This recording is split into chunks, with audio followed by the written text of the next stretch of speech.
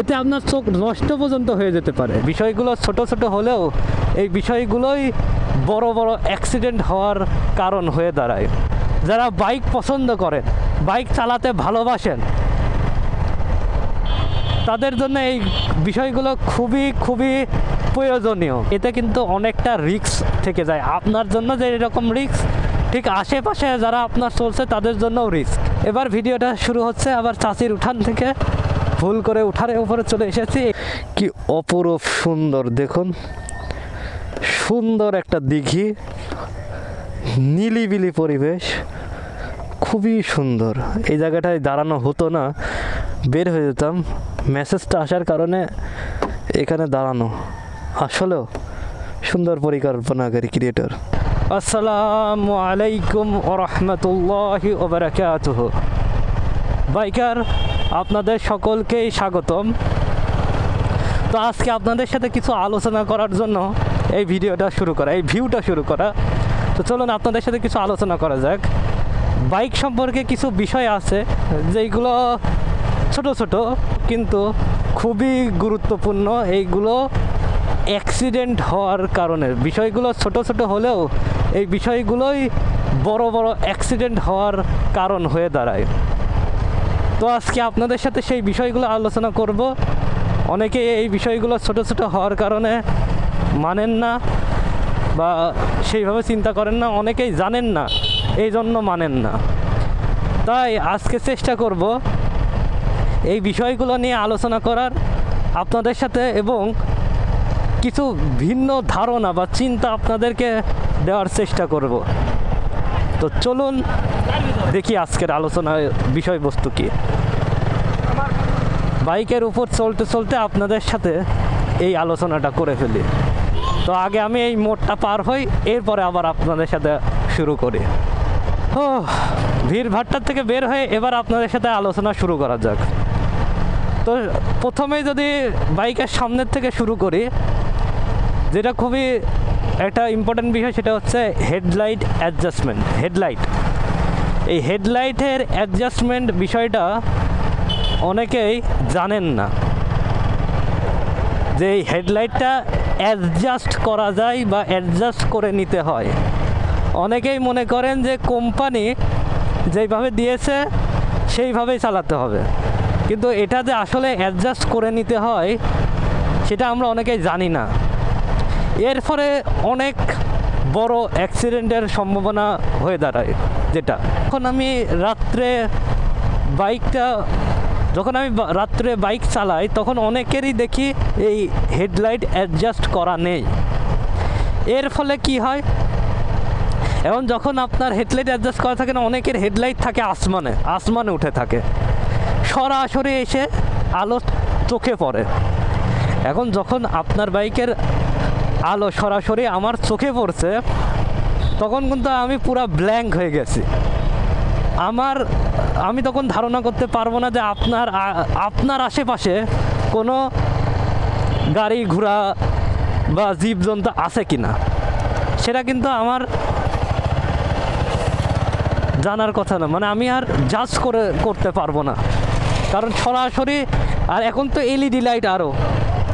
LED light হওয়ার কারণে পুরো ব্ল্যাঙ্ক হয়ে যায়, পুরো ভিউটা ব্ল্যাঙ্ক হয়ে যায়।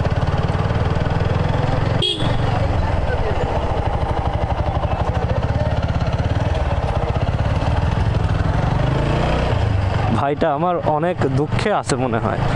যাই হোক, আল্লাহ তার হেদায়েত করুক, তার বিপদ মুক্ত করুক। আচ্ছা, যেটা বলছিলাম, যে এই হেডলাইট অ্যাডজাস্ট না করার কারণে এর আলো সরাসরি এসে চোখে পড়ে। এখন চোখে পড়ার কারণে আমার ভিউটা কিন্তু পুরো ব্লক হয়ে যাচ্ছে। আর আপনার সামনের থেকে যদি লাইটটা সরাসরি আমার চোখে পড়ে, তখন কিন্তু আমার ভিউ পুরোটা ব্লক। আমি জানি না যে আপনার আশেপাশে কোনো রিক্সা, ভ্যান, অটো আছে কিনা, অথবা কোনো পশু পাখি, কুকুর, বিড়াল, ছাগল, অথবা রাস্তায় কোনো গর্ত আছে কিনা, পুরোটা ব্ল্যাঙ্ক আমার হয়ে গেছে। এখন এই অবস্থায় যদি আমি চালাই, আমি জানি না অনেক সময় কি হয়, এইটার কারণে অ্যাক্সিডেন্ট ঘটে এবং ভয়াবহ অ্যাক্সিডেন্ট ঘটে। তাই আপনাদেরকে আমি বলবো যে আপনারা অবশ্যই এই যে হেডলাইটের অ্যাডজাস্টমেন্টটা এটা করে নেবেন। এটা খুব কঠিন কোনো কাজ নয়, আপনি নিজেও করতে পারেন। আপনি যদি ইউটিউবে যান, নিজের বাইকের মডেল সার্চ করে আপনি যদি হেডলাইটের অ্যাডজাস্টমেন্টের ভিডিওটা দেখেন, আপনি নিজেই পারবেন বাড়িতে। আর যদি সেটাতে আপনি কমফোর্টেবল না হন, সেই ক্ষেত্রে অবশ্যই সার্ভিস সেন্টারে গিয়ে আপনি এই হেডলাইটটা অ্যাডজাস্ট করে নেবেন। এবার চলেন নতুন রাস্তা, তাই দ্বিতীয় নম্বর পয়েন্ট নিয়ে কথা বলি। হেডলাইট থেকে আমরা যদি এবার একটু সামনের দিকে আসি, সেটা হচ্ছে ইন্ডিকেটার লাইট। এইটার ব্যবহার খুব খুব বেশি ইম্পর্টেন্ট। আপনারা শুধু এই দুইটা ঘটনা দেখুন। আরেকটা হিরো হন্ডার বাইক মনে হচ্ছে।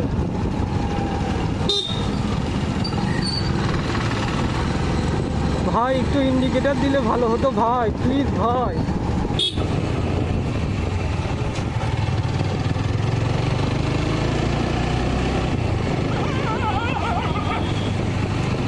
ধন্যবাদ, এখনই হয়ে গিয়েছিল।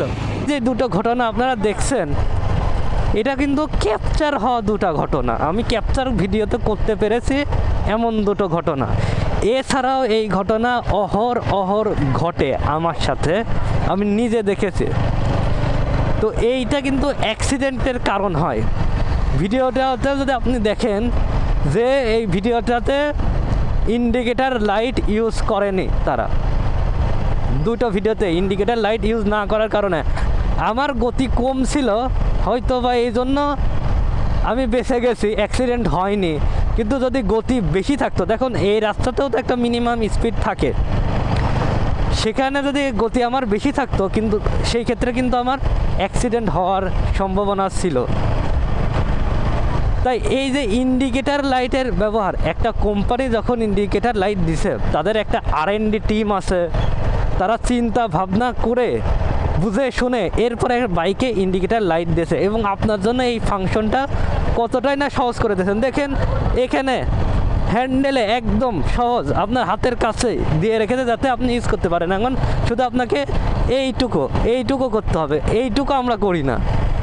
আমি বুঝি না কেন যে আমরা করি না, এই অভ্যাসটা তো আমাদের করা উচিত। যে এইটুক ব্যবহার কোম্পানি এত কষ্ট করে এত সহজ করে দিয়েছে আপনার জন্য, কিন্তু আমরা এটা কিন্তু ব্যবহার করি না। এটার ব্যবহারে আমাদের আরও উৎসাহিত হতে হবে এবং এটার ব্যবহার করতে হবে।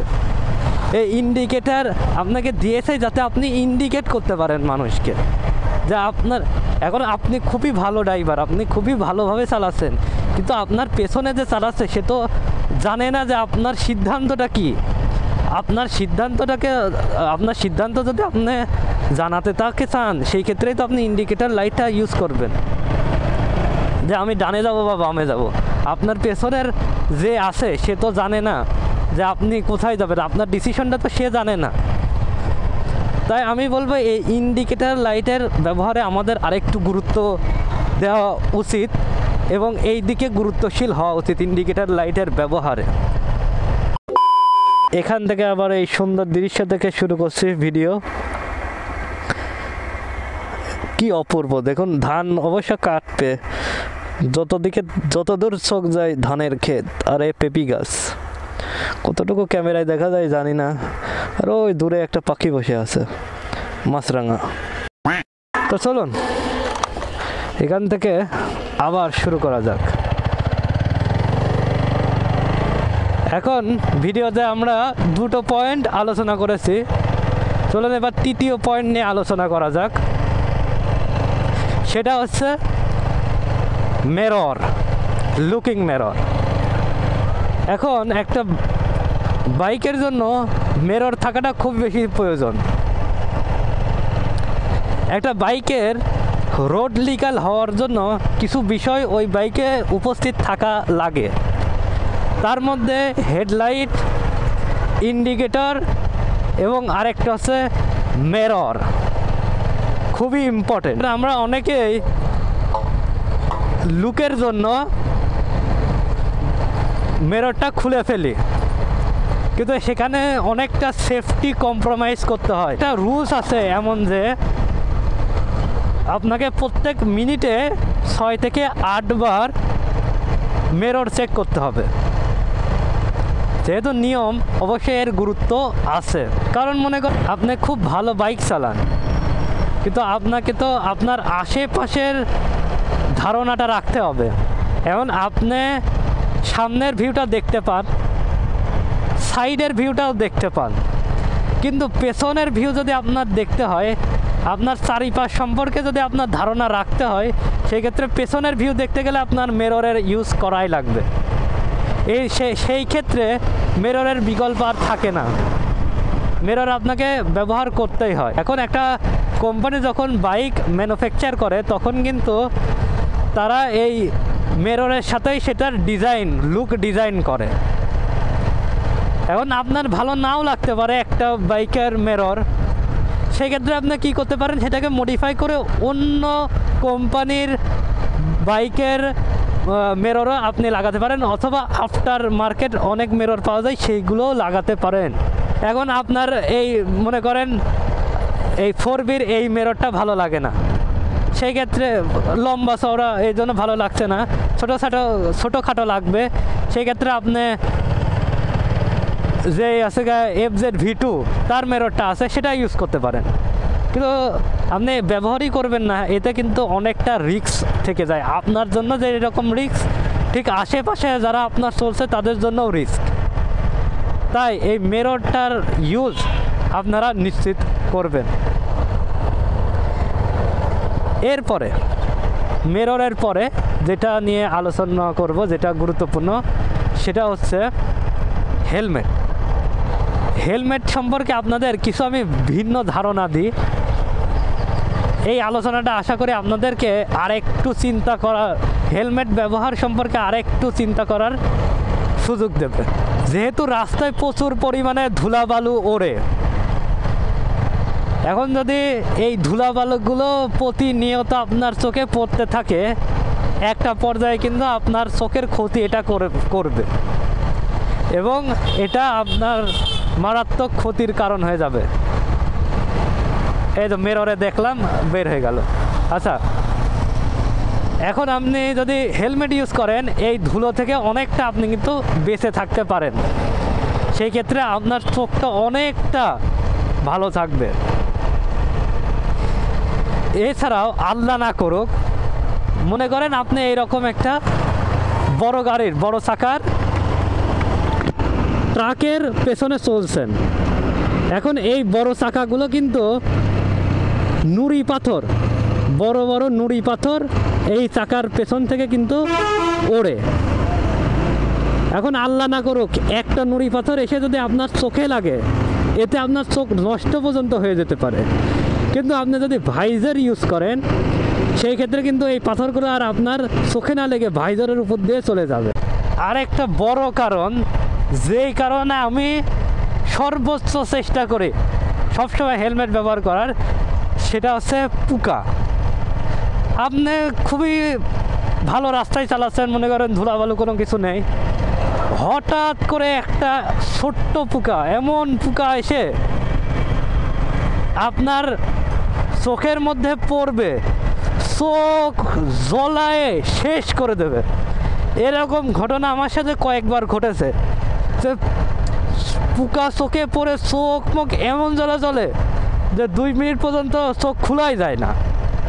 ডিসব্যালেন্স হয়ে অ্যাক্সিডেন্টের সম্ভাবনা তো আছে। এছাড়াও মানে আপনি 2 মিনিট পর্যন্ত চোখ খুলতেই পারবেন না, হঠাৎ করে এসে পোকা পড়ে একদম চোখ মুখ আপনার জ্বালা পুরা শেষ করে দেবে। তো সেদিন মানে কালকে আমার বন্ধু, আপনারা চেনেন, আমার এই বন্ধুটা আমাকে জিজ্ঞাসা করছিল যে তুই সব সময় কী কামে হেলমেট পরিস, যেখানেই যাইস বাড়ির থেকে বের হলে হেলমেট নিয়ে বের হইস, কী কারণে? তো বন্ধু তোমার জন্য এই উত্তর, এই যে কারণ, এই পোকা যখনই হেলমেট বাদে বের হয় তখনই পোকা পড়ে। এইটাই মূল কারণ যে আমি সব সময় হেলমেট ব্যবহার করার চেষ্টা করি, যে বের হলে হেলমেট নিয়েই বের হব এই পোকার অত্যাচারে। তো আশা করি তুমি তোমার উত্তরটা পেয়ে গেছো। অবশ্যই তুমি যদি জেনে থাকো আমার উত্তরটা, এই পর্যন্ত ভিডিও দেখো, কমেন্ট করে আমাকে জানাও যে আমি বুঝতে পেরেছি। তো এই সমস্যাটা আপনাদের সাথেও অনেক সময় হয়, তো এটাও কিন্তু অ্যাক্সিডেন্টের একটা বড় বিশাল কারণ। তো আশা করি যে বিষয়গুলো এই পর্যন্ত আপনাদের সাথে আলোচনা করলাম এইগুলো আপনাকে পুনরায় চিন্তা করা, হেলমেট ব্যবহার সম্পর্কে পুনরায় চিন্তা করার আরেকটা সুযোগ করে দেবে। আপনি পুনরায় চিন্তা করে দেখুন যে আপনার যে দুটো সমস্যা হেলমেট ইউজ করার, যে আপনার ঘাড় ব্যথা হয় এবং গরম লাগে। দেখেন, আপনি যদি একটু দামি হেলমেট ব্যবহার করেন সেই ক্ষেত্রে ঘাড় ব্যথার যে সমস্যা সেটা লাইট ওয়েট হয়, আপনার ঘাড় ব্যথার সমস্যাটা সমাধান হবে অনেকটা, কিন্তু আরও অভ্যাসের সাথে সাথে এটা ঠিক হয়ে যাবে। আর গরম লাগার যে বিষয়টা সেটা থাকবে, যদিও শীতকালে ওইটাও অ্যাভয়েড হয়।